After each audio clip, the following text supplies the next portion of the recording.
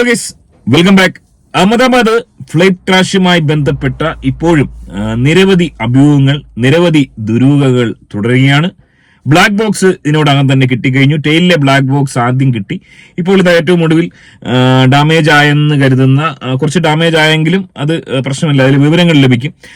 പ്രധാനപ്പെട്ട black box കൂടി കിട്ടിക്കഴിഞ്ഞു എന്നാണ് മനസ്സിലാക്കാൻ സാധിക്കുന്നത്.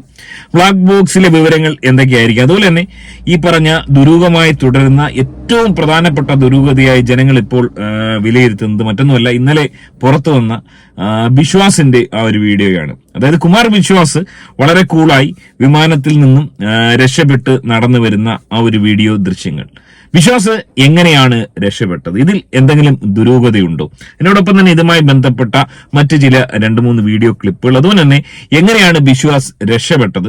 ഒരുപക്ഷെ ഇത് ചില ആളുകൾക്ക് ഇത് അറിയാമായിരിക്കും. ചില ആളുകൾ ഒരു പക്ഷേ ചോദിച്ചേക്കാം, നീ എന്താണ് എയർക്രാഫ്റ്റിനെ പറ്റി പറയുന്നത്, നിനക്ക് എന്തറിയാമെന്ന് ചോദിക്കുന്നവരോട് ഞാൻ എയർക്രാഫ്റ്റിൽ ജോലി ചെയ്ത ഒരാളാണ്, ടെക്നീഷ്യൻ അല്ല.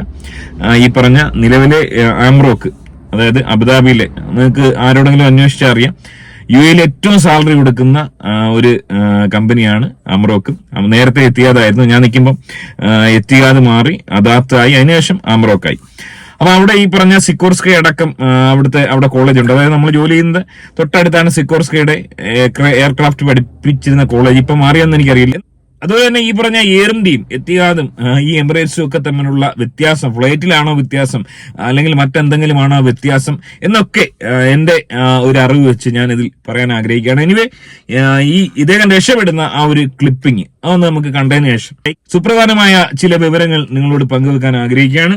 സോ ആദ്യമേ നമ്മുടെ വീഡിയോ കാണുന്നവർ തീർച്ചയായും വീഡിയോ ഒന്ന് ലൈക്ക് ചെയ്യുന്നതിനോടൊപ്പം ചാനൽ ഒന്ന് സബ്സ്ക്രൈബ് ചെയ്ത് കാണാൻ ശ്രമിക്കും. അതായത് ഈ ഒരു വീഡിയോ ശ്രദ്ധിക്കുക. വളരെ കൂളായിട്ട് തൊട്ട് ബാക്കിൽ വിമാനം കത്തി അമരുമ്പോൾ വളരെ കൂളായിട്ട് ഫോൺ വിളിച്ചുകൊണ്ട് നടന്നു വരുന്ന ബിശ്വാസ്. ഈ ഒരു ബിശ്വാസിന്റെ ഈ ഒരു വീഡിയോ ഫുട്ടേജ് അവിടെ നിന്ന് മറ്റാരോ എടുത്തതാണ്. ആ ഒരു വീഡിയോ ഫുട്ടേജിൽ ഇത് ബിശ്വാസാണ് അല്ലെങ്കിൽ ഇതുപോലെ വിമാനാപകടത്തിൽ പെട്ടിറങ്ങി വരുന്നതാണെന്നും ആരും അറിയുന്നില്ല. പിന്നീടാണ് ഇത് മനസ്സിലാക്കുന്നത്. പ്രത്യക്ഷത്തിൽ ഏതൊരു വ്യക്തിക്കും തോന്നുന്നത് അവിടെ നിന്ന ഒരാൾ, അതായത് ആ ബിൽഡിങ്ങിന് താഴെ നിന്ന ഒരു വ്യക്തി ഇത് കണ്ടതിന് ശേഷം ഇതിനെക്കുറിച്ച് പറഞ്ഞുകൊണ്ട് നടന്നു വരുന്നതെന്നാണ് ആർക്കും കണ്ടാൽ തോന്നുന്നത്. അതായത് ബിശ്വാസിന്റെ ഒരു ബോഡി ലാംഗ്വേജ് ഒരിക്കലും ഒരു വിമാനാപകടത്തിൽ നിന്ന് രക്ഷപ്പെട്ട ഒരു വ്യക്തിയായി നമുക്ക് തോന്നുന്നില്ല. സ്വാഭാവികമായും ഏതൊരു വ്യക്തിയും നമുക്കറിയാം, ഈ പറഞ്ഞ കണക്ക് ഈ ഒരു അപകടത്തിൽ നിന്ന് രക്ഷപ്പെട്ട് വരുവാണെങ്കിൽ ഒന്നിൽ ബഹളം വെച്ച് അങ്ങോട്ടൊക്കെ കൈയെടുത്ത് കാണിച്ചിട്ട് അയ്യോ കണ്ടില്ല എന്നൊക്കെ പറഞ്ഞ് കരയുകയൊക്കെ ചെയ്യുന്ന രീതിയിലുള്ള ഒരു ടിപ്പിക്കൽ ഒരു രീതിയായിരിക്കും പൊതുവെ 99% ആളുകളും കാണിക്കുക. ഇവിടെ അങ്ങനെയൊന്നും ബിശ്വാസ് കാണിച്ചിട്ടില്ല. മാത്രമല്ല, ആ ഫ്ലൈറ്റിൽ ബിശ്വാസിന്റെ അനിയനുമുണ്ട്. എന്നിട്ട് പോലും ബിശ്വാസിന്റെ ഭാഗത്തു നിന്ന് ഒരു കരച്ചിലോ ബഹളമോ ഒരു വെപ്രാളമോ ഒന്നും ഉണ്ടാവുന്നില്ല. വളരെ കൂളായി ഫോണിൽ സംസാരിച്ചുകൊണ്ട് ബിശ്വാസ് നടന്നു വരുന്നു. സോ ഏതൊരു വ്യക്തിക്കും ബിശ്വാസിന്റെ ഈ ഒരു വീഡിയോ ഫുട്ടേജ് കണ്ടു കഴിഞ്ഞാൽ, ആദ്യത്തേത് അത്ര അസ്വാഭാവികതയില്ല, എന്നാൽ ഇത് കണ്ടു കഴിഞ്ഞാൽ തീർച്ചയായും ഏതൊരു വ്യക്തിക്കും സംശയം തോന്നിയ. അതുകൊണ്ട് തന്നെ ബിശ്വാസിനെ ചോദ്യം ചെയ്യണമെന്നുള്ള മുറവിളിയാണ് പല ഭാഗത്തു നിന്നുണ്ടാവുന്നത്. മലയാളികൾ മാത്രമല്ല, വിദേശ മാധ്യമങ്ങളിലടക്കം ഇത് വീഡിയോ വന്നപ്പോൾ ഇദ്ദേഹത്തെ ചോദ്യം ചെയ്യണമെന്നുള്ള ആവശ്യം ഉയരുന്നുണ്ട്. സോ ബിശ്വാസ് പറയുന്നത് കേട്ടതിന് ശേഷം എന്താണ് അവിടെ സംഭവിച്ചതെന്നുള്ള ഒരു 90% എന്റെ ഒരു നിഗമനം. അത് തെറ്റാൻ വഴിയില്ല, അത് ഞാൻ നിങ്ങളോട് പങ്കുവെക്കാം.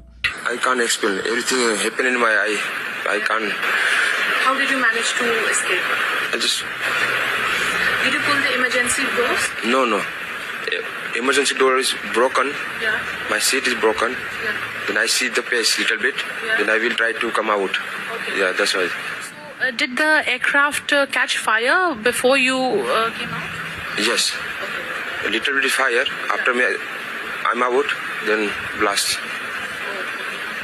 So, did anybody help you, or you after that you came out on your own? How did you jump from the aircraft? I'm not jumping. Okay. I just walk out, innit? Okay. Then ambulance coming in. You did walk out on the building, or No, in floor. on the floor? Yes. Inside the aeroplane. Yeah. ഇവിടെ പ്രധാനമായും ബിശ്വാസ് പറയുന്നത്, ബിശ്വാസിന് ഇത് explain ചെയ്യാൻ കഴിയുന്നില്ല. ബിശ്വാസ് രക്ഷപ്പെട്ടത് emergency door അദ്ദേഹമല്ല open ആക്കിയത്. Emergency door വളരെ ക്വിക്കായിട്ട് open ആകുകയും സീറ്റ് തകരാറിലാകുകയും അതിനെ തുടർന്ന് അദ്ദേഹം അവിടുന്ന് എടുത്തെറിയപ്പെടുകയാണ് ഉണ്ടായതെന്നാണ് അദ്ദേഹം പറയുന്നത്. അദ്ദേഹം വന്ന് വീണത് ബിൽഡിങ്ങിന്റെ ഉള്ളിലല്ല, അല്ലെങ്കിൽ ബിൽഡിങ്ങിന്റെ മുകളിലൊന്നുമല്ല, ഫ്ലോറിലാണെന്നും അദ്ദേഹം പറയുന്നുണ്ട്.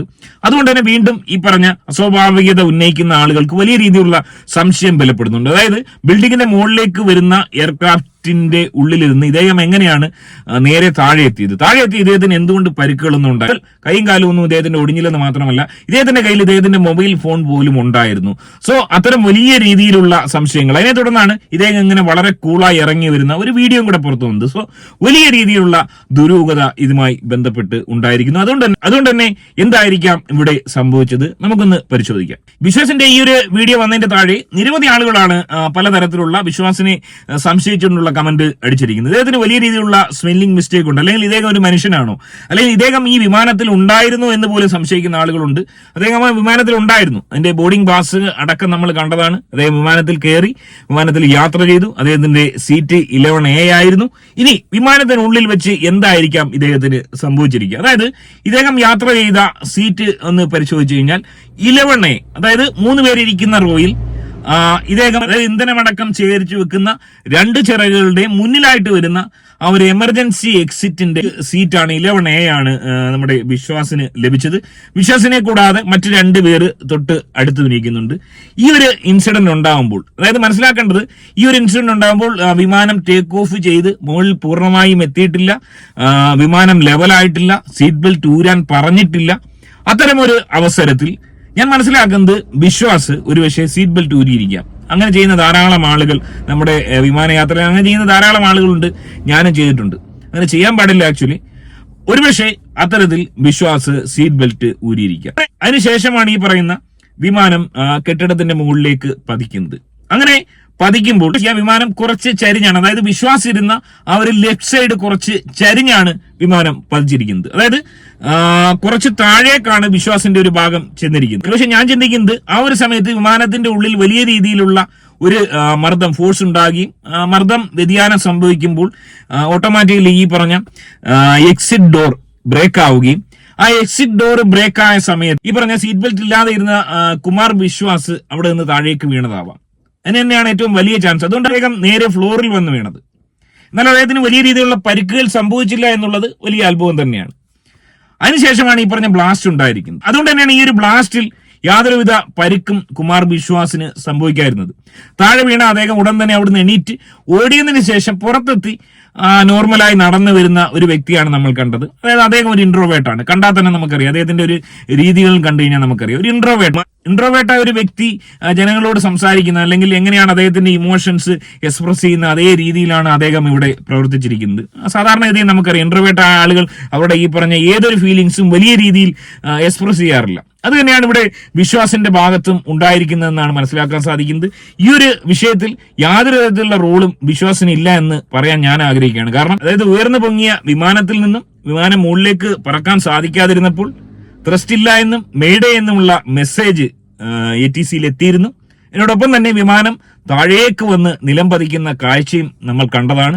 അതിനുശേഷമാണ് ഈ പറഞ്ഞ കുമാർ ബിശ്വാസ് അതിൽ നിന്നും രക്ഷപ്പെട്ടത്. അതുകൊണ്ട് തന്നെ ഈ വിമാന അപകടത്തിൽ എന്തെങ്കിലും തരത്തിലുള്ള റോൾ വിശ്വാസ് വഹിച്ചെന്ന് നമ്മൾ തെറ്റിദ്ധരിക്കുന്നത് തന്നെ വളരെ യുക്തിരഹിതമായ കാര്യമാണെന്നാണ് ഞാൻ പറയാൻ ആഗ്രഹിക്കുന്നത്. ഇനി അറിയാൻ ബാക്കിയുള്ളത് ബ്ലാക്ക് ബോക്സിലെ വിവരങ്ങളാണ്. ആ ബ്ലാക്ക് ബോക്സിൽ നിന്നും നമുക്ക് ലഭിക്കുന്ന വിവരം എന്താണ് ഒന്ന് മനസ്സിലാക്കുക. ഇതിനു മുമ്പ് ഒരുപാട് ഫ്ലൈറ്റ് അപകടങ്ങൾ ബാംഗ്ലൂരിലും ഒക്കെ നടന്നിട്ടുണ്ട്.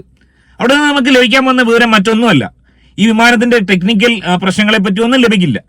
അതായത് കോക്പിറ്റിൽ എന്താണ് സംഭവിച്ചത്, കോക്പിറ്റിലെ സംസാരം എന്തായിരുന്നു, കോക്പിറ്റിൽ എന്താണ് ഇവർ തങ്ങളിൽ ആശയവിനിമയം നടത്തിയത്, അത് മാത്രമാണ് നമുക്ക് ലഭിക്കുക.